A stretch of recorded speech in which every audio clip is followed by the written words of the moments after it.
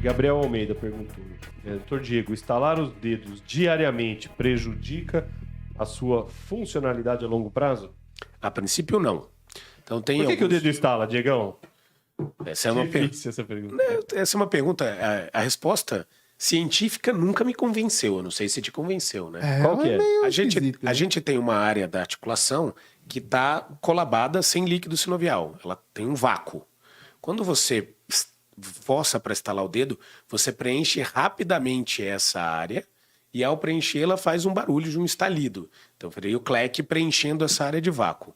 Vocês dois acreditam nessa explicação? Não. Cara, eu falo isso, eu repito isso, mas repito que nem papagaio, porque é muito esquisito, né? Não, eu não sei se é verdade ou mentira, mas é essa a explicação científica que vigora hoje, né? Sim.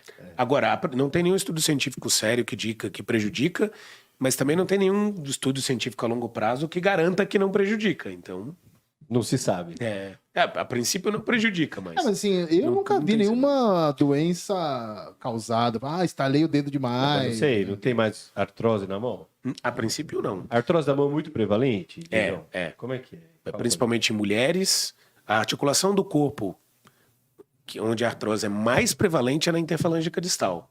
Até porque você Onde que é a interfalângica distal? É essa pontinha do dedo aqui, ó. A pontinha do finalzinho. O finalzinho. Do corpo inteiro. O último nó. Do corpo inteiro. Até porque você tem 8 interfalângicas distais, mais 2 interfalângicas do polegar, só tem 2 joelhos, né? Sim. Só tem 2 quadris. Verdade.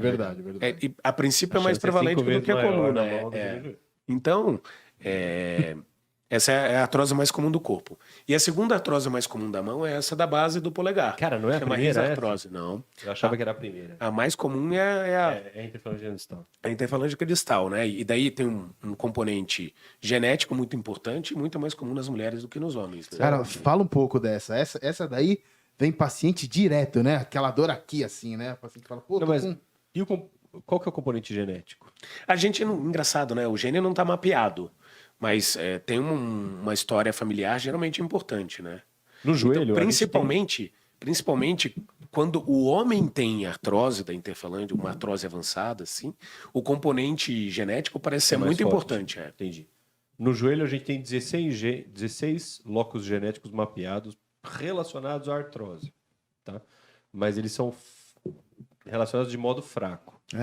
O que tem hoje que a gente estuda são alterações epigenéticas causando artrose, que são coisas que alterações ambientais que fazem o DNA ler de forma diferente, a fita de DNA ler e produzir proteínas de forma diferente, mesmo sem alterações genéticas. Então, o ambiente gerando isso também.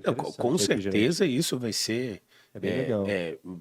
Quando conseguirem mapear, eles vão mapear que a genética influencia muito e o meio influencia na genética. É epigenética. Você não tem uma mutação. Sim, tem uma alteração gênica, sim. Mas o seu DNA ele não lê exatamente como deveria, por causa de metilações na fita do DNA. Então são OHs que se prendem em determinados pontos da fita do DNA, que não mudam a estrutura do DNA, mas mudam o jeito que ele é lido e o jeito que ele reproduz uma proteína. E o que causa essa metilação?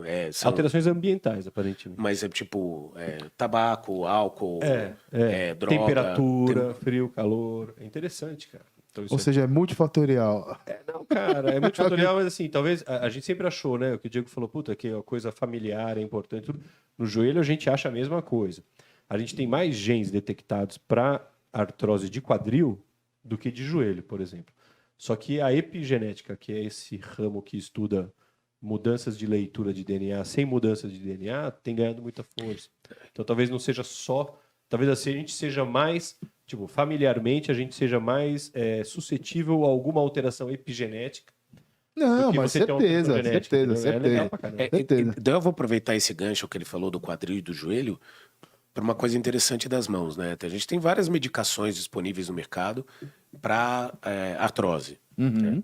Então, para a mão, não tem evidência científica que nenhuma delas funcione. Não tem. Não tem. E inclusive, que uma coisa interessante... Para o joelho também. Não, mas para o joelho tem trabalho dizendo que diminui a dor. Sim. Para a mão, nem isso. Quais medicações você diz? O colágeno tipo 2 hidrolisado e não hidrolisado. Condroitina. Sulfato de condroitina e glicosamina. Para a mão tem uma coisa interessante. Sabe aquela pomadinha de anti-inflamatório? Sei. Vou fazer um jabá aqui. Cataflã e Mugel. que é super comum. Né? Tem evidência científica de que você passar lá na ponta do dedo, onde tem a artrose do dedo, melhora a dor do paciente. Isso é legal. mesmo, Então você faz a terapia Bom saber. 3, 4 semanas, o paciente sai da fase aguda. Né? Eu gosto, o americano chama artrose, né? Artrose é degeneração, a artrose é degeneração da articulação. Ele chama artrose de artrite, né? Sim. Ele chama de artrite degenerativa, porque toda degeneração tem um componente inflamatório. Entendi. Então, eu sempre tive a impressão, porque pra mim, essas medicações, eu faço pé, né? Não funciona, cara, eu nunca vi dar efeito nenhum em ninguém. A pessoa vai de joelho, de quadril, fala, não, porque eu uso. Fala, beleza, mas putz, pra mim nunca funciona. nunca funciona. Mas a artrose é uma doença difícil de tratar na mão, né? A gente vê bastante, dói muito. Na verdade, eu acho a artrose uma doença difícil de tratar no corpo humano, né? Ainda mais, por exemplo, os pacientes vão em mim porque eles estão com artrose na mão, em você porque eles estão com artrose no joelho, e no Bruno porque eles têm artrose no pé. E aí, mesmo se você for conversar com um reumatologista que cuidaria dele inteiro, assim, é uma dificuldade enorme.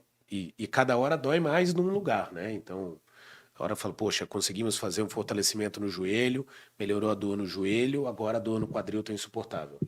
Ou na coluna, ou na mão. Então, coitado, o paciente que sofre mesmo de artrose generalizada, difícil, né? Ele sofre do corpo todo, né? É difícil. E assim, a artrose no joelho, cara, o Bruno falou, é multifatorial. E é realmente multifatorial, entendeu? A gente tem que encarar, na mão provavelmente é igual, no pé também, como uma doença sistêmica. Sistêmica não, mas uma doença articular total, entendeu? Sim. Por exemplo, hoje a gente sabe que se a pessoa está mais fraca no quadríceps, ela produz mais miocinas, que são as enzimas produzidas pelo músculo, e essas miocinas atuam na articulação do joelho. Ou seja, o cara mais fraco piora a artrose, não só pela fraqueza. O cara mais gordinho produz adipocinas. E as adipocinas influenciam negativamente a articulação do joelho. Então, o mais gordinho não piora a artrose só porque ele é mais gordinho e está mais pesado, mas porque produz substâncias tóxicas para o joelho pelo acúmulo de gordura. Então, é uma doença do corpo, né? Fora que a gente sabe o quê? Que o cara com artrose de joelho tem mais tendência a infartar. Tem mais tendência a ter evento cardiovascular, porque ele caminha menos, mas ao mesmo tempo, não só porque ele caminha menos, mas porque ele também produz mais metabólitos inflamatórios que influenciam negativamente a distância. Sabe o que eu acho, cara? Loucura, né? De verdade. Claro, a gente tem que estudar. Eu falei demais? Gente, Não, eu acho que tem como a gente reverter no futuro isso, mas o que eu acho que a gente não foi feito pra viver tanto tempo quanto a gente vive hoje. Cara, Bruno. Claro que é, cara. Puta cara depressivo. Não é depressivo, não é? Vou te mandar uma mensagem do André Pires aqui, então. Você nasce, aqui, cresce, reproduz e morre. Então, como na é que verdade, é depois que o você se ciclo de vida reproduziu, da você tá... piramboia, Bruno?